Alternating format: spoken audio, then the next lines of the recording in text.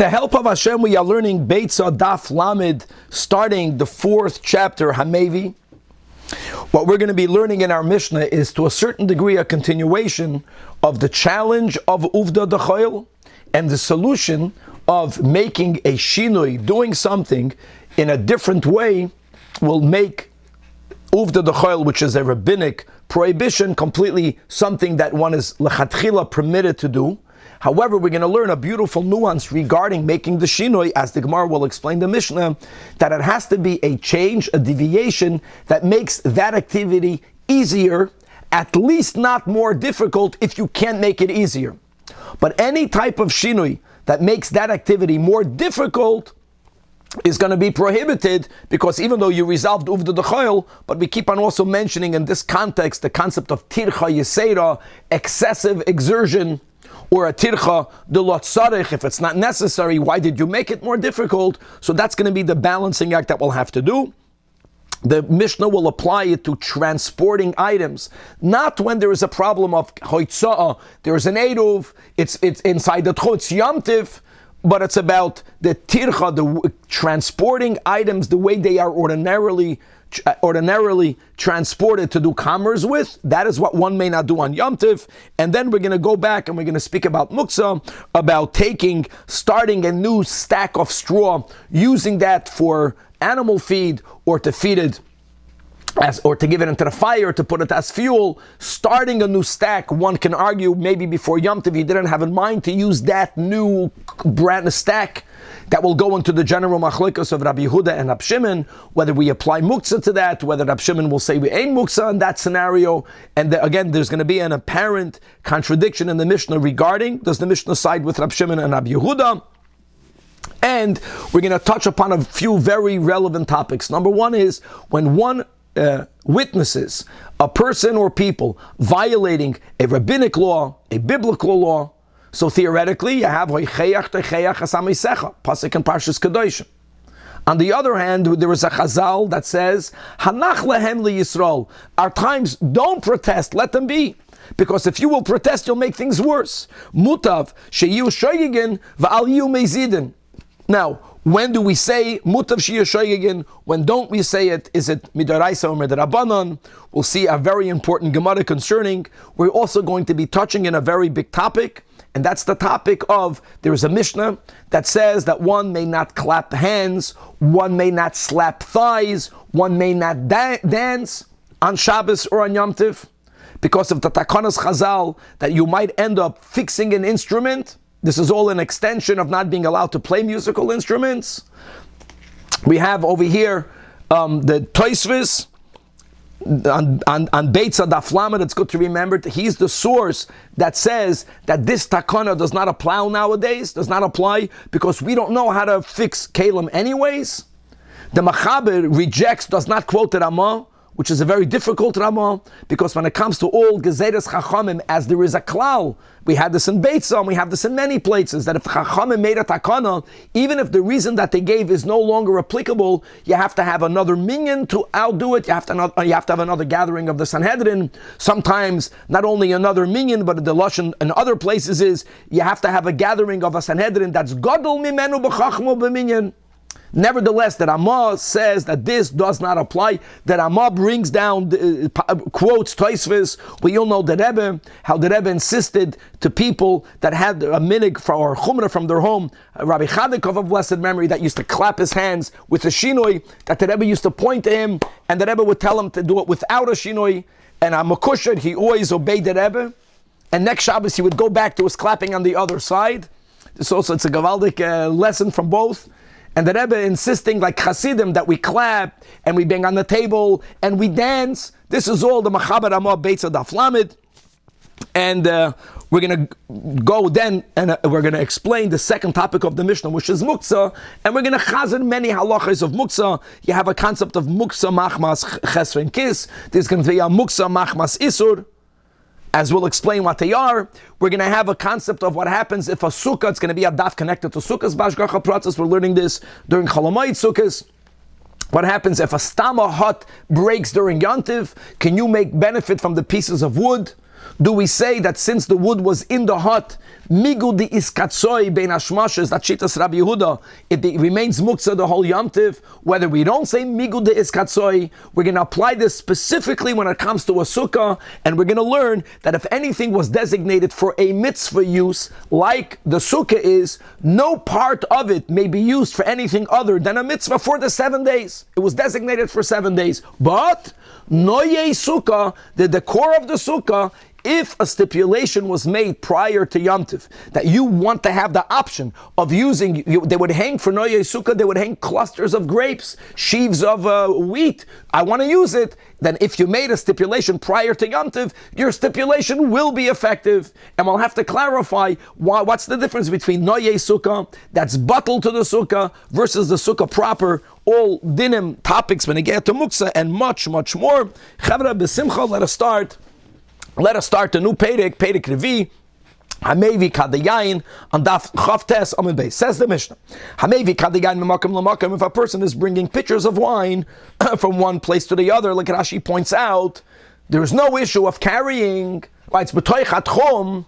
Simply the way you are transporting is the way people transport merchandise to do commerce. It's a large amount. So lo yeviyim besalo b'kupa. Don't bring them in a basket. Don't bring them in a box. Rashi speaks here about quantities.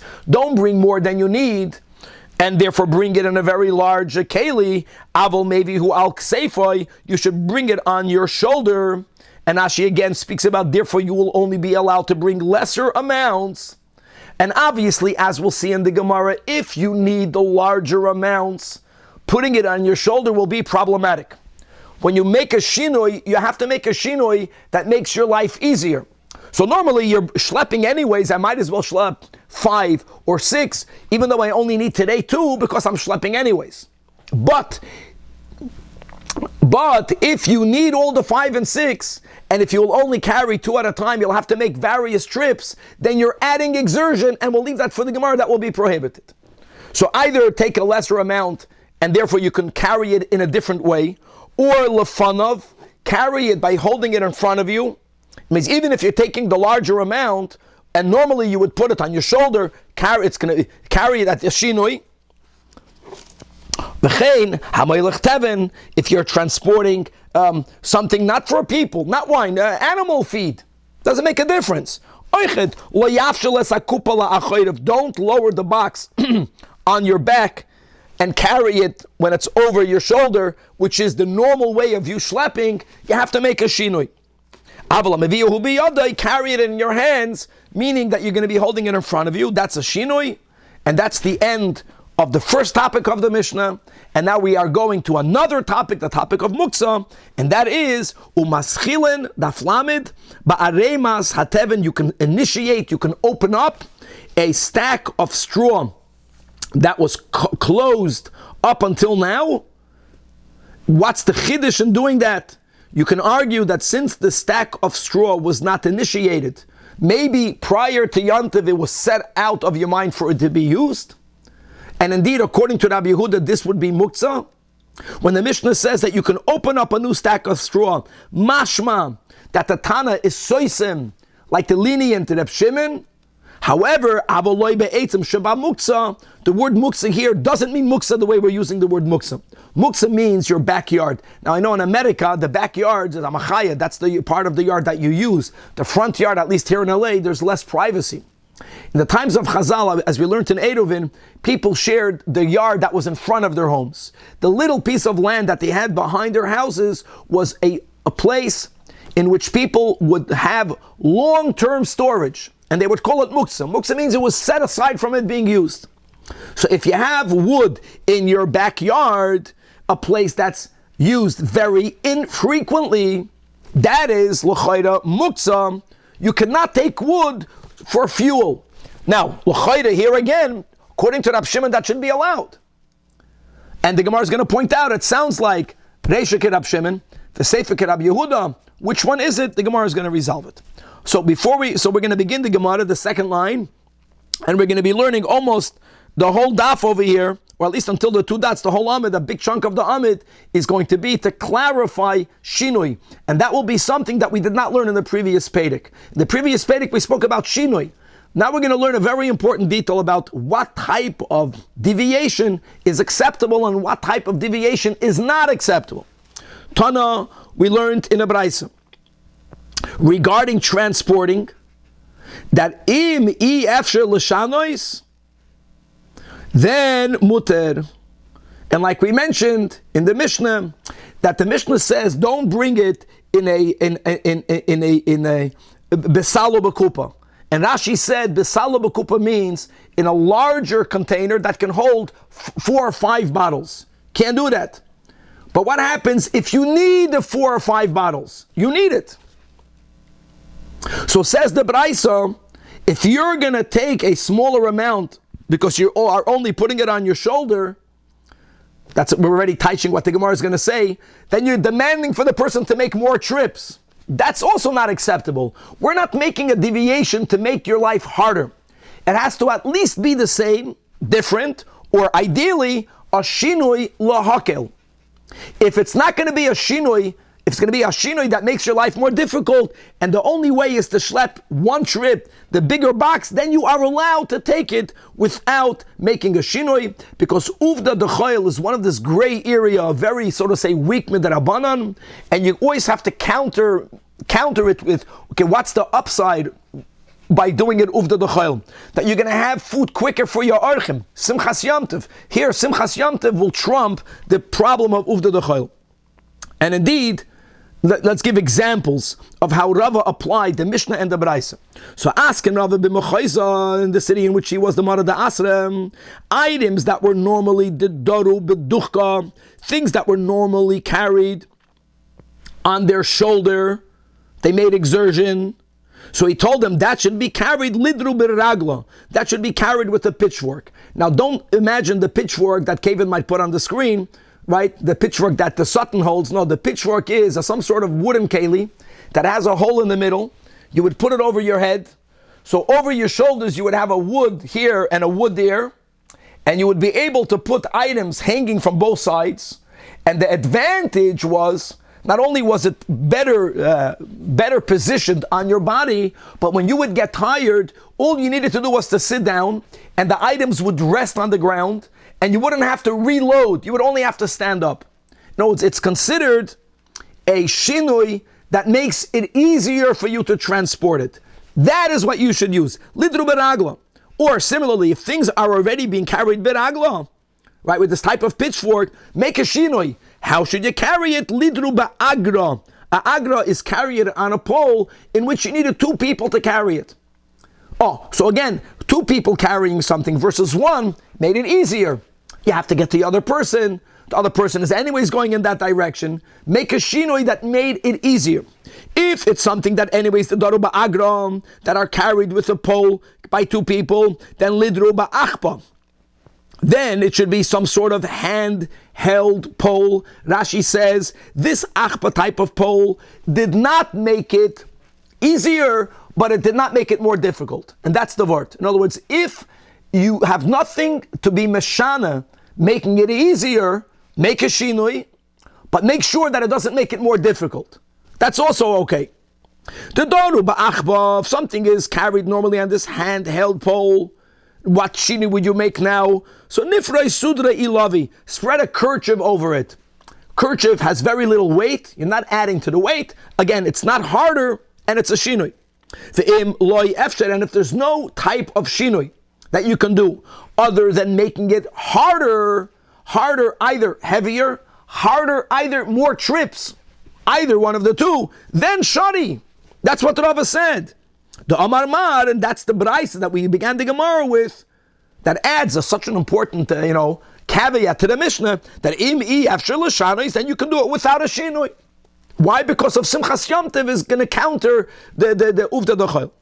Amar Rav Chanan bar Rava l'Ravashi. Amar Rabbanon kama the efshel l'shanuye mishanin miyama toiva. And therefore I have a problem. If you have to make a shinui, v'ha hani nashi, the woman, the kamalyan chatzbayo mai b'yam tova, that they go to the rivers and they fill up their buckets with water, v'loikom mishanin. and they make no shinui. And why don't we protest? No, it's his challenge was based on a premise that if someone is doing something wrong, you have to make a protest. Why are we not protesting? So the response was like we had right now. Because as we just learned from the Beitzah, from asking Rava made takanas, but a limit. That what? That if you can't make a shinui that will facilitate or at least keep it just as and not harder, then you don't have to make a shinui. Because what should these women do? If you have larger pictures, are you going to say Tamalya b'chatzba zuta they should use small pictures? Well, on one hand, every trip will weigh less, but on the other hand, you are increasing their trips. That's the key here. That's also called making it harder. And if they normally carry with their standard, let's call that now relative small. So you're going to say, make a shinoi, tamali bechatzbara, but they have to use big pictures. Well, it's a shinoi that will demand less trips, but every trip will have a lot more weight. You are increasing the load. You're making it harder. Let's use a lid. And they never use the lid. Well, that's not good. Number one, the lid might fall off and then they'll have to schlep the lid. Many people don't have this line in here because so what? It's Yom Tov. But no, you're adding to their work. Instead of them carrying one pitcher, now they're carrying a pitcher and the lid. If you're going to say, well, why don't you just tie the cover on it tick today? It's not going to fall off. No, sometimes it will fall off. Zimnem de mifsik. And then, if you began with a tied-on lid, you might re-tie it on Yom Tov, then you're over on an Av. For sure you can't do that. For us, today, she's on Yom Tov. If you're going to say like we had before, in the Takana of Rava, just put a sudar, just put a kerchief, that's also not okay. Because zimnam de mitmish b'maya, a kerchief over a bucket filled with water, many times will in itself become soaked wet. And so what? I'll tell you so what. Squeezing, wringing water out of garments is tuldav malabin. If you remember, wringing wine out of a garment is tulda the dash. We learned that on Shabbos. Water has a unique thing of schita is mishum malabin. So therefore hilkach le'efshed. And based on the premise, ideally make a shinui. But if you can't make a deviation, that's lahakel. Actually, it's going to make it more difficult, then don't make a shinui. But all of that was to farenfer why we don't protest, because they're not doing anything wrong. Now, if they are doing something wrong, well, who says you have to protest for everything? I don't understand. Tanan, we learn in the Mishnah, that's on Beitzah, Daf Lamed Vav.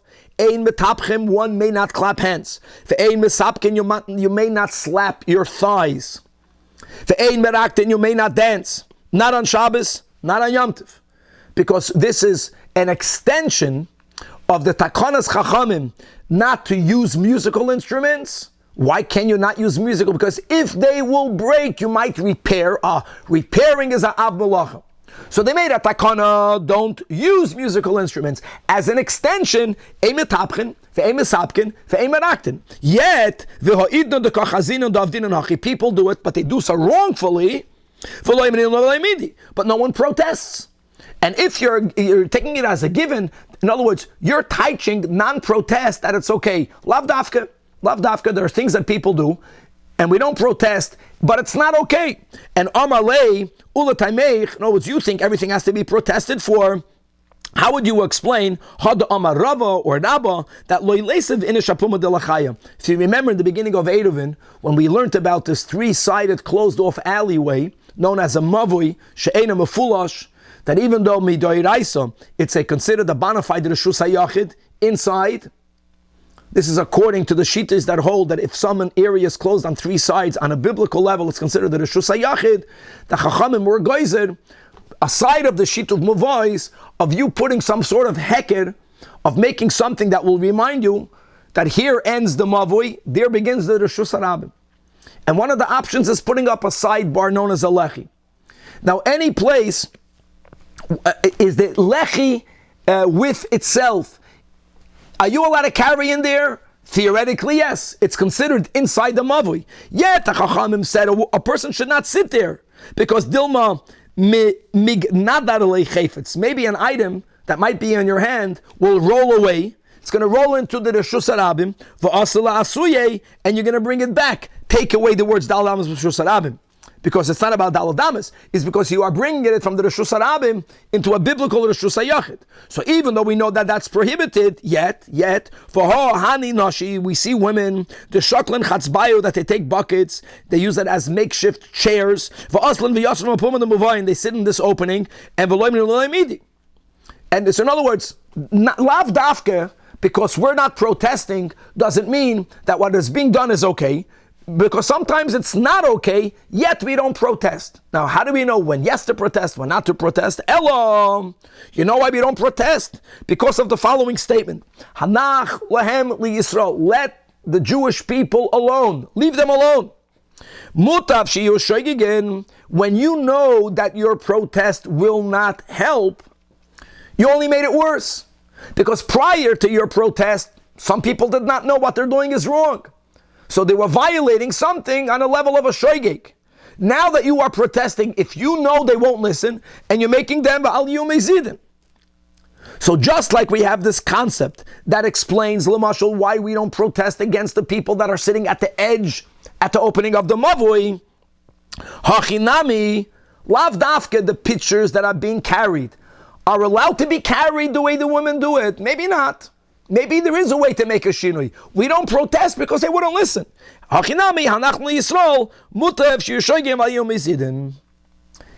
the Gemara. Guys, we had this on Shabbos. And the Gemara says, whoa, Hanach lahem li Yisrael has a limit. Everything we learned now was a Derabanan. The uvda, the choil, the sitting by the edge of the lechi, the clapping and dancing on Shabbos and on Yom Tiv, also the Derabanan. There you have to rebuke. And on now the Gemara says no, v'lohi, really, loishana b'doiraisa v'loishana b'derabanan. That loy amrinan lahu v'loy midi, if you know they won't listen, don't rebuke. V'haraya, because the obligation of adding to Yom Kippur is a do'iraisa, yet we see people, the achli v'shasu, that they are eating and drinking mamash until it gets dark without adding any toisvus Yom Kippur, and v'loy min v'loy midi, and people don't protest. So that's a raya that we say hanach lahem li Yisrael, even by the do'iraisa. I want to say three important points. Two are connected. Number one, the Baal H'itur, and that Shita is brought down in Halacha, says that even though the Gemara says, don't be machalik do'iraisa derabanan, we make a chilik. What chilik do we make? If something is not written explicitly in the Torah, like Tosefes, Yom Kippurim, if people won't obey, we still say hanach lahem li Yisrael, don't make a macha. If something is written explicitly in the Torah, don't eat chazer, you have to make a protest. Even if you know for sure they won't listen. That's one thing. Now we have to also have the Alter Rebbe, you have to have Avos Yisrael, it has to be, there's many other conditions that we're not mentioning over here. Another thing, Hanach Lem Li Yisrael is only when you are certain that they will not listen. If there's even a small chance that they will listen, you have to make a protest. You have to just know how to make a protest. Many people have the image of an angry person making a protest. The Rebbe taught us how to make a protest. And we know that it's effective. It's effective a lot more than you think if you're coming out of a place of love and you're not looking down at your fellow and you have real Avos Yisrael. You have to just know how to do it. Okay, so that's two things. So first of all, the Bala Itur ends up making some sort of pshara that it's not doiraisa derabanan, but it's something mefurish bikra versus not mefurish bikra. And you have to also understand mutav shiur shoygigin. We cannot presume these are a very not healthy way of looking at your fellow. They won't listen. You never know. You never know how they'll listen. And now regarding just this is the source of the ein metapchim, right? Ve'ein mesapkin, ve'ein meraktin. So look inside the Tosfos 1, 2, 3, 4, the fifth Tosfos in the Amid. Why can you not clap your hands, slap your thighs, and dance? Says Tosfos Perush Rashi, Shema Yisakin Klei Shiur. Miu lididan shari. Says Tosfos, no, we could. Lechatchila.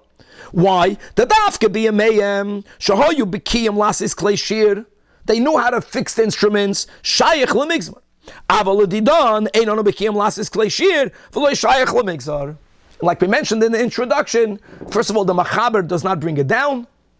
The Ramah brings down this Tosfos. The challenge with the Ramah and with the Tosfos is that where do we find such a thing that Lididan lo shayach lemigzar? How many other Takanas Chachamim can you make the same argument and we don't? Now, truth be told, that there are few others, like for example, that you can't drink water that's left uncovered. Mayim Megulam, and we learned that we paskin that you can drink waters that are left uncovered. Because in our region, you don't have this nachashim and akrabim that might deposit venom. So it's not that we never have exceptions, but we have to explain these exceptions. One of the approaches that the Achrayim give to explain Tosfos, which is why the Ramah brings it down, is because this is a very good, clear difference. The Iker Takanas Chachamim is not to play musical instruments. Playing musical instruments, midoraisa, is allowed. You can't play the instrument, you're going to play a string, the string might snap. We know this happens, and you might fix it. Not clapping is like an extension of a gzeira. No one is being bevatel the gzeira. No one is saying, Tosfos doesn't say you can play a musical instrument because we don't know how to fix it. I don't know that we can't say. I might not know how to fix a musical instrument. The Chachamim say don't play a musical instrument. That's good. That gzeira remains. But if something is a far extension, clapping your hands, but clapping your hands, you're going to fix it. It's so far away that here Tosfos says there comes a point that if you want to extend the Rabbanan, we have the right to say that if the reason what they gave is not applicable, that extension should fall to the side. And again, the Rebbe, that's the Iker. But look at Maisim, look at Hasidim. That Hasidim dance on Shabbos and Dafke without a shinoi. Because we follow the Psak Din of the Ramah that quotes our Tosfos. Let's go back in the Gemara. Rabbi, also the clapping the hand is without a shinoi? Sure, without a shinoi. Shlomo, the Rebbe's original secretary, Ayidat Tzaddik, Mamash, his name was Rabbi Chadikov. And he would sit, in front by the Fabrengens, and he would always clap with the shinoi. That was like we learned in the last daf, the minig that he saw by his family. And the Rebbe would look at him, and the Rebbe would clap straight. He would right away obey. But he never learned the lesson for the next Fabrengen on Shabbos and Yom Tov. Every time he would begin with the shinoi, and then out of a and the Rebbe, it was gavaldik. And there was a beautiful thing to watch. Okay. Yeah, All right, question on, so the swimming on Shabbat, that's pretty far away from the original intent. Oh, you want to speak about? I want to just clarify one. The Kudah will go on. I hope we spoke it out when we learned Shabbos. The issur of swimming on Shabbos is if the body of water is in a river or in a swimming pool that has no rim that's protruding above the ground. The Alter Rebbe paskins that in a barrel you can swim because it's so far away from a river. Now we don't swim. It's already for other reasons. It might be considered that uvda the choil, or it might be there's chashashas that you might end up doing schita to the garments, to the bathing suit. You might end up carrying a towel. But just to know that, and indeed, there is a limit how. Water in the grass also, I think, transferring the water from. Water in the grass and other. I'm saying there are secondary issues, but I'm saying that what Kevin mentioned that you can't swim because Chazal said you might build a raft. I want you to know you're right. They didn't say it in all waters. They said it in a river or in a body of water that goes into the ground like the river does without a rim separating it. Taka, there's a limit. You don't apply it ad infinitum. And that's what the Ramah is saying. That's what Tosfos is saying. That applying, you can't clap because you're going to fix a musical instrument. It's so far removed that here we say, if the tam is bottled, the gezeidah is bottled on that extension. Okay, let's go weiter. Here we learned the contradiction. The Mishnah begins to be soisam kirab shimon. In other words, you have a new stack of straw. It was not opened. You were not planning to use it. So any yoitzer, right? You can start an item that was in a storage area, and that's not like Rabbi Yehuda. So well, I got a problem. I am a seifa. You can't take wood that was put inside your backyard long-term storage shed.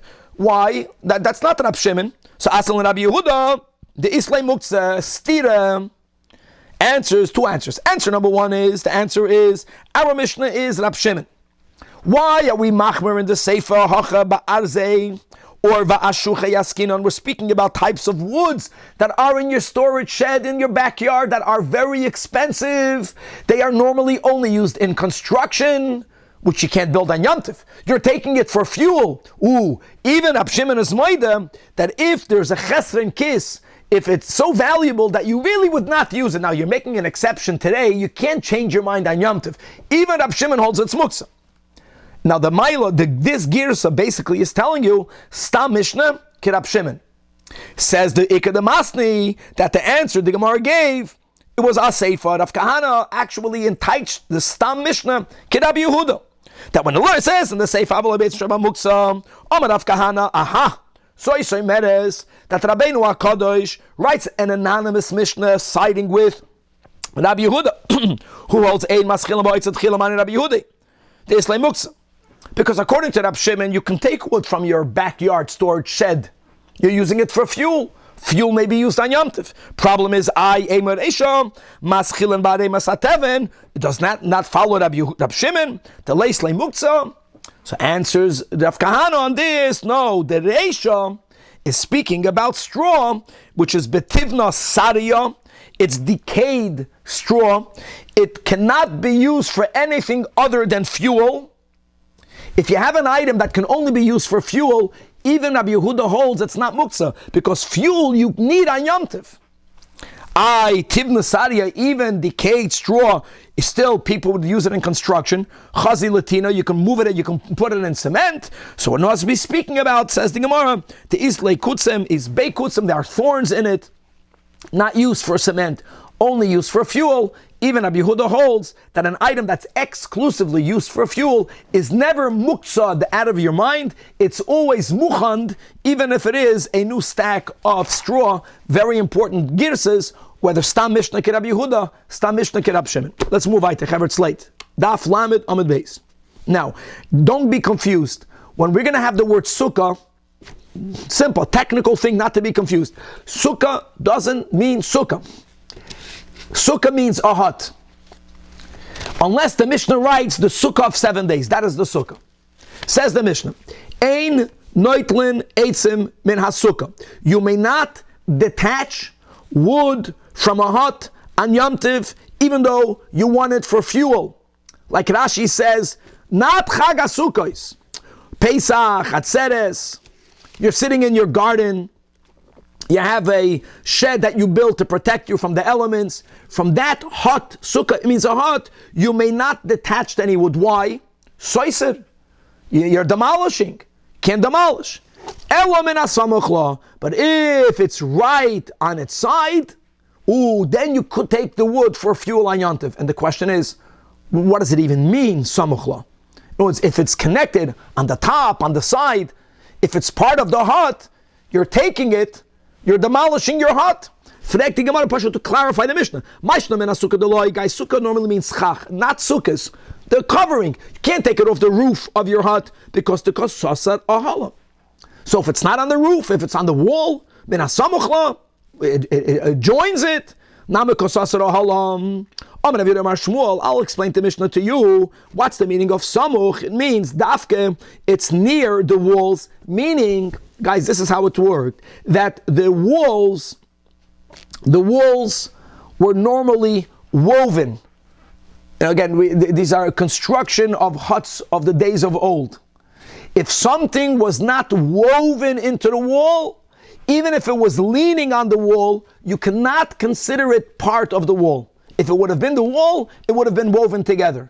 If it's not woven into the wall, so then you can remove it. You're not being soiser, you're not demolishing. The roofs, nothing was woven. That's the way it was then. So even if you have a very thick roof, and you know that you can get the same amount of protection from the heat, or even relatively from a light rain, by removing a piece from the top layer, doesn't matter. Since no one ever wove it together, if it's on the roof, it's roof. It's roof. You're taking it off, you're being soiser, gavaldik. That's approach number one. Samach ledefanis. Rav Menashe Amar afilu tema b'she'ein samach ledefanis. Even if it's part of the roof, there are times that you can take it off. Why isn't it considered part of the roof? Kitanya hahi be'asuri yasa, that they are still in their bundles. In other words, when you put something on the roof and you want to leave it there, you would unbundle it. Then, even though it's not woven or tied or zip tied, no, that's the way roofs were. Taking it off is soiser. But if it's in a bundle, no one leaves on the long term bundled straw, bundled wood. Is araya that you only put it there temporarily. Your kavana was not to leave it there. It's not part of the hut. That's why you can take it. Gewaldig. Tanya, Rab Chia bar Yosef Kamei de Rabbi Yochanan. The following Beitzah.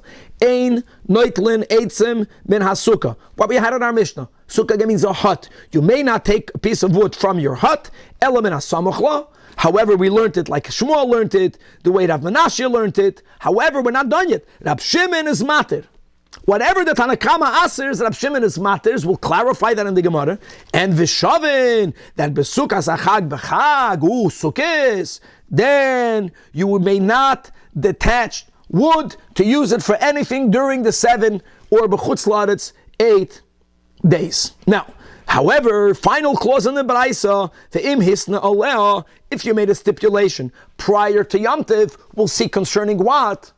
But some stipulation will be effective, and then you will be able to detach something that otherwise you would not have been allowed to end, and let the Gemara explain piece by piece by piece. So first of all, quoting, like Amar Mar, when Rab Shimon is matir, how is he matir?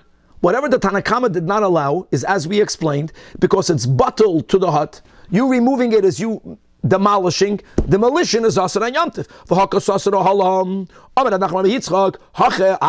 The case of the Beitzah is you had a hut. The hut collapsed during Yom Tov. Now it's already demolished. This is the classical machloikis. Rabbi Yehuda says migu di iskatsoy lebein hashmoshes, which means that if when Yom Tov comes in, something is set aside from being used because it's built into a building, you are not allowed to take it off because you'll be violating soiser. So it's outside of Muchan. It's not prepared. Even if the hut demolished by itself, it's muksa for the rest of Yom Tov. This is where Rab Shimon argues. That Rab Shimon l'tamei deleis le muksa, and therefore now that it's already demolished, you can take it and use it. The Tanya, the example would be, if you have a cup, in it you have oil and a wick. While the candle is burning, you may not take the oil. As we learned, you make the fire go down a little bit, right? It's not even a goydam. We just learned the Tosfos a few days ago. And the question is, what happens after the fire goes out if there is remaining oil? Shlomo, you want to ask something? Okay, so the Tanya, Moised Hashem, if you have leftover oil, either in a naid, in a candle, or in a bowl, asur, right? Migudis katsoy lebein hashmoshes. And Rab Shimon is matir. So that's explaining the machlokes over here. Right away, the Gemara is not happy with it. Frek the Gemara mi dummy. Over there, when you put fire in a cup, you know that sooner or later the wick, the fire will go out, and there's always some remaining oil. Whether it be more remaining, less remaining, you knew there'll be remaining. Hassan Adam Yoshev Mitzapa Emisai Tichba Neiroi. That's why Rab Shimon holds that even though during Bein Hashmoshes you were not allowed to touch the oil, but you knew and you had in mind to use it. Even Rab Shimon should be moida. No one dreamt that the hut will collapse. Indeed, you must therefore say, the case where is Rab Shimon matir only besukar ro'ua askinon. You have a dilapidated hut. You have a hut that you knew there's a chance that it's going to fall down. The me'esmol date a lave. You had in mind that if it's going to fall down, you're going to use it. Then the Beitzah continues, quoting the Beitzah, 2 dots.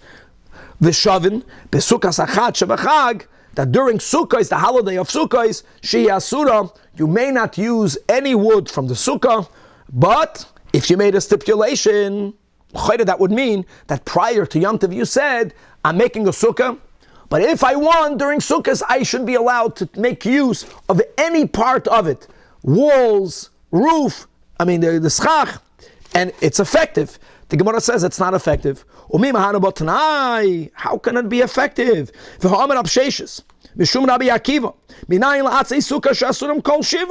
No, it says Chag Emer Chag Hasukah Shivas Yamim.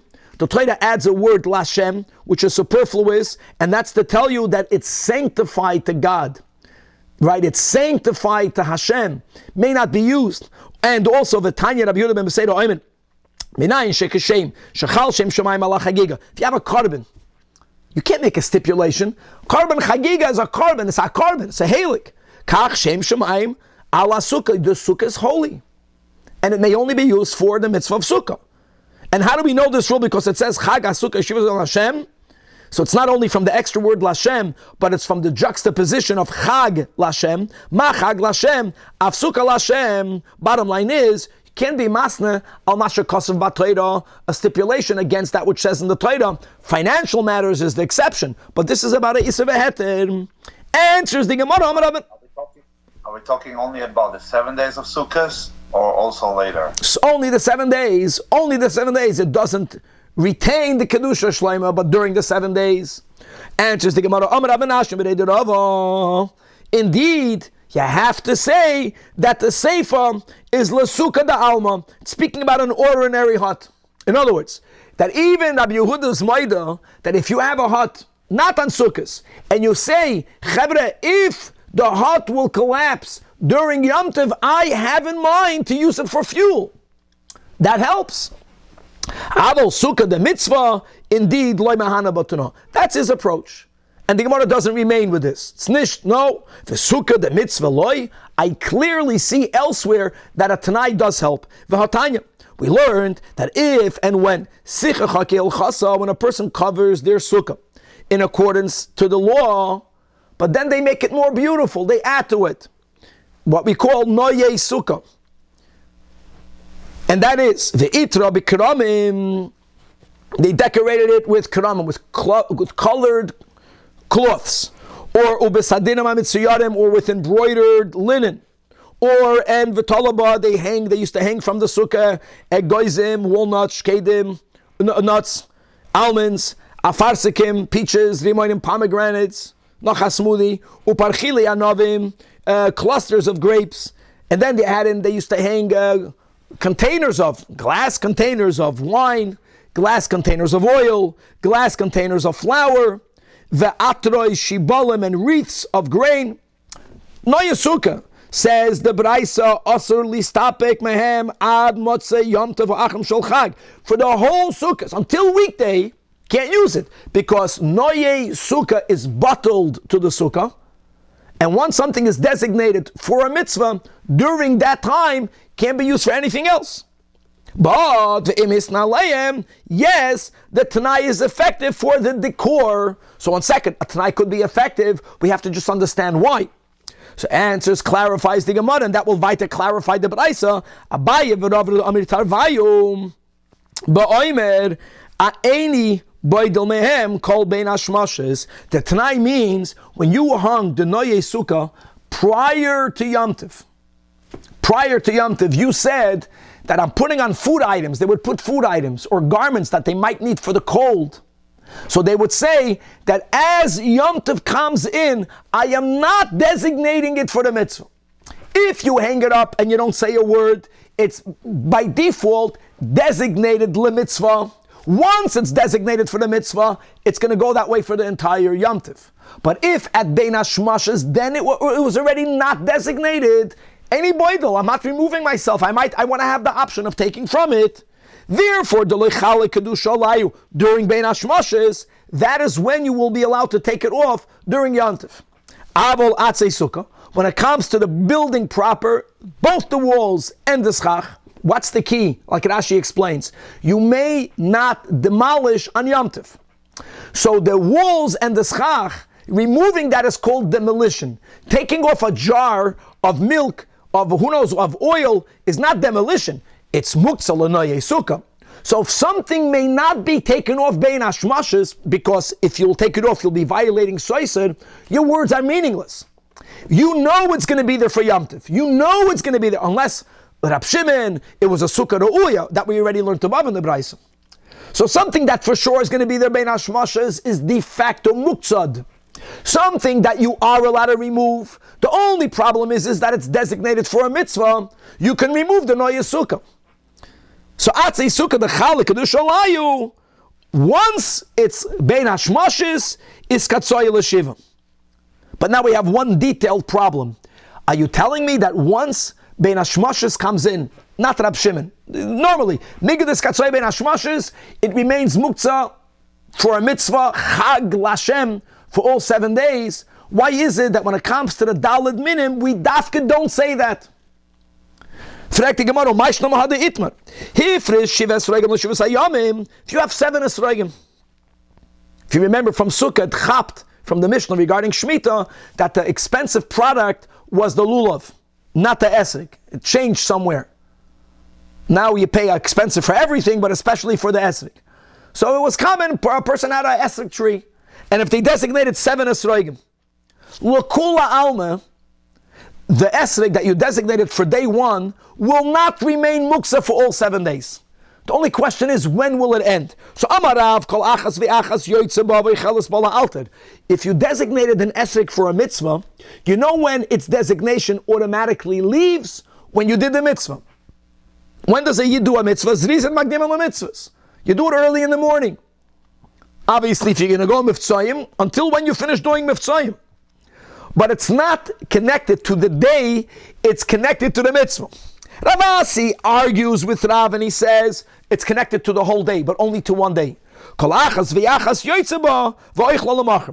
Since from the outset you made a stipulation, every day another esrog, even after you finish doing the mitzvah, for that day it remains muktzah, but only for that day, not for all 7 days. That's a contradiction. Here we're saying that anything that needed to be, because you can't take it off because of stira, the walls, the schach, why is it all 7? Why don't we say at least only for one day? Umar gives a gavaldic answer. Hassan answered the Gemara by the mitzvah of lulav esrog. The mitzvah is only to take it once during the daytime of the day. In other words, there is a night in which you don't even have the mitzvah. So the night make a hefsek. So again, either it makes a hefsek from one day to the other, or from the mitzvah to the other. That's why your pre-tanai will be effective. Over there, the mifsekul leilos miyamim, esrog may not be taken at night. That's why we can say kol chad v'chad yoima mitzvah ba'api nafshehu. Every day of sukkah is, as far as the daled minim is concerned, is a separate mitzvah. However, midaraisa, midarabanan, over here, the loy mifsekul leilos miyamim, the mitzvah of dwelling in the sukkah is equal day and night. Now we're finding a lashon that we had in the beginning of the Masechta regarding 2 days Rosh Hashanah. Whoever heard this lashon regarding the entire sukkahs, kula yoyme, the entire sukkahs, kechad yoyme aricht adam, it's considered one long day. One long day. And by the way, even according to Rav, it's not like Rav says that you do the mitzvah and oichla miyad or oichla la'alter. No, the mitzvah is the whole time. You never finish doing the mitzvah. You have to dwell the whole time in the sukkah. And therefore, unless you go like Rab Shimon, we say migdis katsoy lebein hashmoshes is katsoy lekula yoyma. Lekula yoyma means for all 7 days. Gevaldik. Chaver will stop over here, and to be continued.